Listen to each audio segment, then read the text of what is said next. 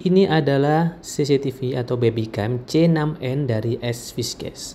Nah, teman-teman pasti tahu ya, untuk produk SFIS ini yang C6N ini sudah banyak sekali di pasaran, apalagi buat tipe ini tuh sudah hampir 2 tahun atau 3 tahun yang lalu ya keluar seri yang C6N ini. Nah, bagi teman-teman yang mungkin sudah beli atau mau rencana buat pasang di rumah ya, simak aja videonya ini. Untuk C6N yang kita pakai sekarang ini adalah yang resolusi 1080p guys, atau bisa dibilang ini yang 2MP. Nah, untuk varian C6N ini sendiri itu ada yang 4MP juga. Nah, ini masih kita dapat barangnya yang 2MP ya. Nanti akan kita coba resolusinya kayak gimana. Nah, di sini teman-teman bisa lihat dari segi boxnya aja ya, untuk beberapa keterangan, dan ada beberapa fitur yang sudah diusung di kemasannya ini, seperti fitur PTZ atau 360 virtual coverage, ada motion detection buat deteksi gerakan, support WiFi 2,4 GHz, ada fitur two-way talk atau bisa dibilang ini komunikasi dua arah ya. Jadi kamera ini sudah bisa kirim suara atau nerima suara, dan support night vision dengan jarak kurang lebih di 10 meter. Sudah support aplikasi yang bisa diakses di mana aja. Ada fitur sleep mode juga buat kita bisa matiin secara langsung lewat aplikasinya. Support memori maksimal 256 GB dan sudah support cloud storage guys. Nah, ini dua macam fitur dari penyimpanannya. Sebelum kita lanjut ke cara setting atau cek fitur-fiturnya, ini dia beberapa kelengkapan dari kamera C6N 1080p guys. Nah, ini ya. Oke, sekarang kita buka box kelengkapannya.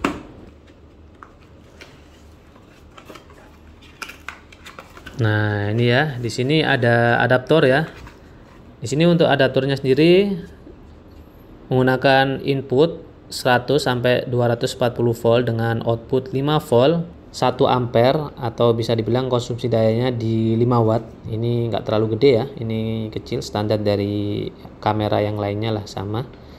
Nah, untuk kabelnya sendiri, nah ini kabelnya lumayan panjang ini guys. Ini kalau kita ukur kira-kira di 3 meteran ini ya. Ini lumayan mantep kalau teman-teman taruh kameranya di atas. Ini pasti cukup lah kalau adaptornya di bawah. Kita lihat yang lainnya lagi. Di sini ada ini ya, apa namanya, stiker template mounting ya. Ini kalau teman-teman mau pasang di atas, di nempel ke plafon, teman-teman tinggal tempelin aja template mountingnya ini. Setelah itu kalian bisa bor di bagian screw hole ini ya, dan pastikan untuk bagian depannya itu yang front tadi. Nah, untuk ini untuk scope dan visor. Nah, ini untuk bracketnya. Nah, untuk cara pasangnya ya, teman-teman tinggal tempel untuk templatenya dan pastikan posisinya sudah disesuaikan kayak gini ya. Nah, ini kalau sudah sesuai, teman-teman tinggal tempelin aja. Pastikan untuk keterangan front itu yang bagian depan guys. Jadi untuk bagian kamera yang depan itu yang front tadi ya. Yang terakhir di sini ada apa ini? Nah, di sini ada kartu garansi ya. Nah, ini ada kartu garansi langsung dari SFIS, karena produk SFIS ini sudah resmi di Indonesia dan sudah disediain kartu servis atau kartu garansinya. Nah, di sini untuk nggak tahu ini kayaknya ketentuan dari SFIS-nya sih. Nah, yang terakhir ini kameranya guys. Nah, ini dia ya modelnya. Ini lucu banget ya. Ini kalau teman-teman taruh di atas lemari pun oke, taruh meja juga oke. Ini buat interior rumah juga bagus ya, nggak kelihatan kayak robot pengintai lah istilahnya ya. Nah, gini kan lebih kontras ya. Ini lampunya saya rubah ke warna kuning. Nah, kita lihat di bagian depan guys. Nah, di sini ada lensa ya, dan di atas bawahnya ini adalah lampu IR-nya. Ada 2. Ini nanti warnanya merah kalau posisi gelap. Dan di sini bahannya juga masih plastik ya. Ini belum waterproof, jadi ini dikondisikan di dalam rumah atau indoor guys. Di bagian belakang di sini ada speaker. Nah, speakernya gede segini, dan bagian bawahnya ada port LAN dan port power. Ini masih menggunakan micro USB ya. Nah, untuk bagian yang port LAN ini ya berfungsi banget buat teman-teman yang mungkin wifi-nya nggak kejangkau oleh kamera ini. Jadi teman-teman bisa pakai langsung kabel ke kameranya. Nah, sekarang kita lanjut ke cara settingnya guys. Oke, sebelum kita setting kameranya ya, teman-teman pastikan untuk kameranya ini sudah melakukan proses booting ya. Bisa dibilang proses yang sudah siap kita scan atau sudah siap kita registrasikan ke wifi nantinya guys. Nah, pastikan berputar kayak gini, dan nanti pastikan juga suara yang keluar dari kameranya itu sudah siap dan sudah ready buat setting ke aplikasinya. Untuk melakukan konfigurasi Wi-Fi pada perangkat. Nah, ini sudah oke. Nah, setelah itu kalian bisa download aplikasi SViz, logonya yang ini ya. Ya, klik, dan jangan lupa teman-teman registrasi dulu pakai email. Nah, ini saya sudah punya 2 kamera ya yang sudah terdaftar di aplikasi SViz. Nah, teman-teman bisa pilih tanda plus bagian pojok kanan. Saya itu pilih scan QR code. Nah, pilih yang nomor 2 ini ya. Kita oke. Kita allow. Nah, di sini kita scan label yang di bagian bawah. Nah, yang ini guys.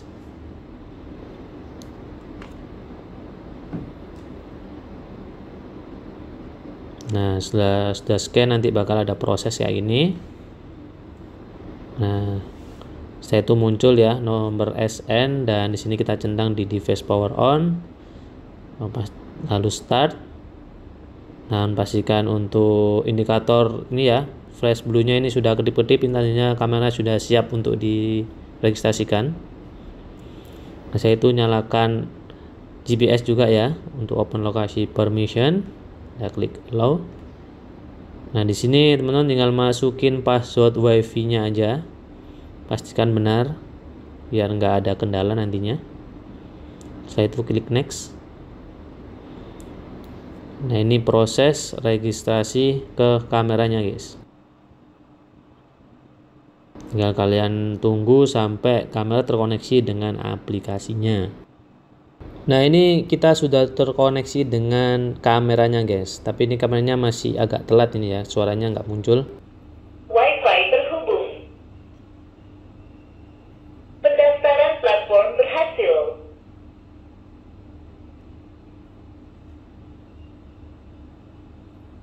Setelah sudah ada bunyi, kita klik next. Selamat datang dan selamat menggunakan EasyViz. Nah, ini dia ya, kamera sudah terkoneksi dengan aplikasi SViz guys.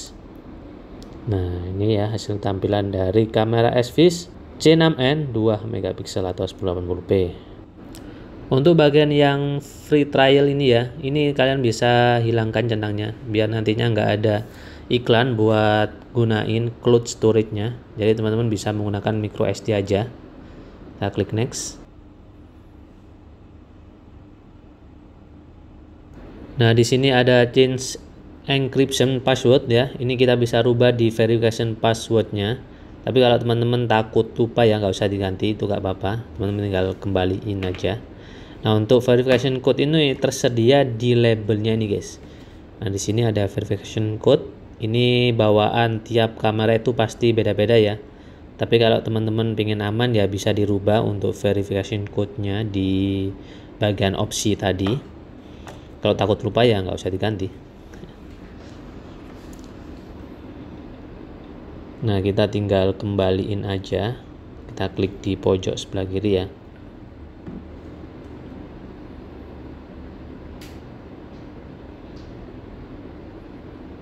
Nah, ini kita sudah masuk ke menu tampilan dari kameranya guys. Nah, ini kita tinggal silang aja.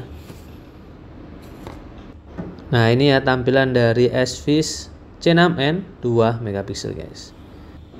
Sekarang kita coba di tampilan rekam layar ya. Jadi biar lebih jelas dan lebih enak juga kita lihat. Nah, ini kita sudah beralih ke mode rekam layar ya, agar lebih jelas dari segi tampilannya. Nah, di sini untuk berbagai macam fiturnya itu hampir sama guys ya, mulai dari fitur foto, fitur rekam layar, fitur PTZ, fitur pengiriman suara ya. Kita akan coba nanti. Nah, di sini buat full screen tinggal kita klik pojok ya, sama dengan yang sebelumnya. Dan kita juga bisa atur resolusi tampilannya. Teman-teman klik di bagian ini. Setelah itu nanti akan muncul 3 opsi streaming yang bisa teman-teman gunakan ya. Ada full HD, ada high def, dan yang terakhir ada yang standar ya. Nah, itu ada tingkatan resolusi streaming yang teman-teman bisa atur di bagian ini. Nah, untuk rekaman suaranya juga kayak gini guys ya. Ini kita coba, kita agak fullkan.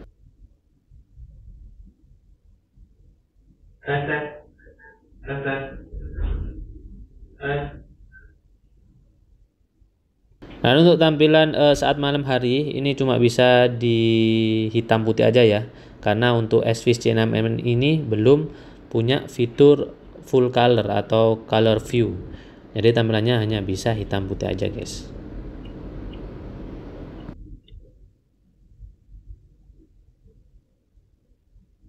Nah, untuk fitur tambahan yang lainnya ya, kamera ini juga sudah bisa mode tidur atau mode yang tadi ya, mode sleep.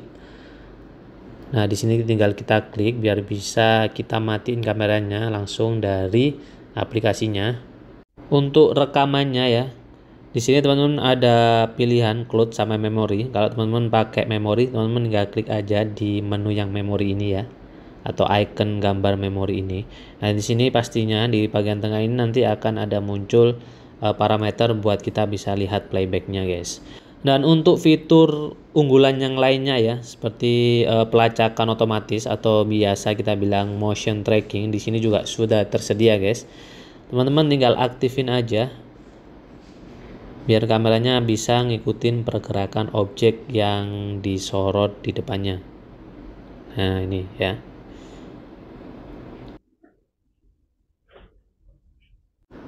Lanjut ke fitur-fitur yang lain ya.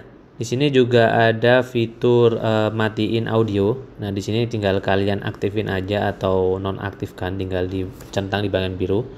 Dan kita juga bisa matiin indikator nyala mati yang warna biru tadi guys. Kalian tinggal matiin aja, klik juga di warna biru. Termasuk cahaya IR-nya juga kita bisa matiin guys. Tapi nanti bakal gambarnya kelihatan ya kalau malam hari atau gelap. Nah, lanjut di bagian versi perangkat ya. Di sini memang ada keterangan bahwasanya kita harus update ke versi terbaru. Nah, teman-teman kalau sudah punya ya, terus dapat update kayak gini, silahkan bisa diupdate guys. Karena untuk firmware-nya sendiri ini jarang ada sih kendala ya. Karena memang update-update dari fiturnya itu perlu dan penting banget. Dan buat teman-teman yang mungkin mau pasang di posisi nempel plafon ya, teman-teman bisa klik balik gambar ini biar tampilannya nggak kebalik guys. Nah, kayak gini nanti pasti akan ada loading ya.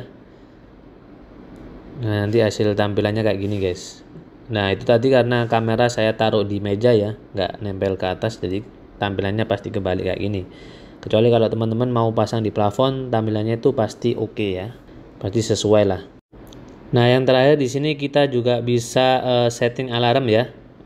Kita bisa masuk ke menu notifikasi alarm. Di sini teman-teman bisa aktifin bagian atas sendiri. Itu kalian aktifin. Untuk pengaturan interval pesan ya, kita bisa atur juga waktunya. Dan di sini untuk modenya kita bisa pilih. Ini ada 3 mode ya. Ada mode intens, lembut, dan sunyi. Saran saya sih pilih yang lembut aja biar notifikasinya nggak terlalu banyak nantinya. Nanti bakal terganggu banget ya kalau notifikasi di HP itu penuh. Dan yang di bagian bawah ini ada jadwal ya. Teman-teman bisa atur juga jadwalnya. Tinggal kalian klik aja bagian tambah jadwal. Nah, di sini ada waktu mulai, ada waktu akhir. Ini teman-teman bisa setting di jam berapa aja. Dan untuk harinya teman-teman bisa klik ulangi. Ini kita bisa atur ya, di hari Minggu aja atau Senin aja atau setiap hari. Dan tinggal kalian centang-centang aja lah yang di bagian sebelah kanan ini. Lanjut di bagian area deteksi gerakan ya, teman-teman juga bisa seleksi area mana aja yang nggak boleh dilewati atau area yang perlu kita pasang alarm ya. seperti ruang area privasi, gudang ataupun ruangan yang sekiranya rahasia ya. Nah, cara seleksinya cukup mudah ya teman-teman, tinggal klik icon bagian kiri ini ya yang gambar sapu sama penghapus. Itu teman-teman sesuaiin aja, kalau memang agak melenceng sedikit kalian bisa hapus di bagian yang kanan. Atau kalau kurang seleksi ya, teman-teman bisa klik lagi yang bagian sapu ini. Nah, yang terakhir ini sensitivitas deteksi gerakan. Teman-teman juga bisa atur ya untuk tingkat deteksinya. Jadi di sini ada 7 poin ya. Kalau kita mentokkan ke kanan ini yang paling tinggi atau paling high ya. Tergantung kebutuhan aja sih, biar nggak terganggu lah untuk notifikasinya nanti. Nah, ini ya hasil dari settingan alarm yang kita coba. Dan di sini ada bunyi beep dari kameranya kalau bahwasanya dia mendeteksi gerakan yang melewati area yang sudah kita seleksi tadi. Nah, nanti untuk notifikasinya akan muncul kayak gini guys. Ada keterangan alarm deteksi gerakan. Nah, teman-teman juga bisa lihat daftar dari alarmnya masuk di opsi pustaka ya. Di sini teman-teman bisa lihat.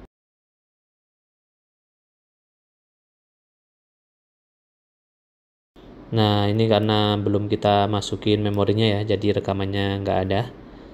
Nah, di sini juga sudah ada keterangan tanggal dan jam juga, jadi lebih detail ya, lebih enak juga mantaunya. Untuk harganya sendiri ya, nggak terlalu terpaut jauh dari versi yang 2 MP ke yang 4 MP. Itu selisihnya mungkin kurang lebih di 100 ribuan ya. Untuk yang 2 MP harganya di 300-an dan 4 MP di harga 400 ribuan aja. Nah, itu tadi beberapa settingan atau tampilan dari C6N 2 megapiksel yang kita coba hari ini guys. Bagi kalian yang suka video ini, jangan lupa like, subscribe, atau komen-komen aja di bawah. Semoga bermanfaat.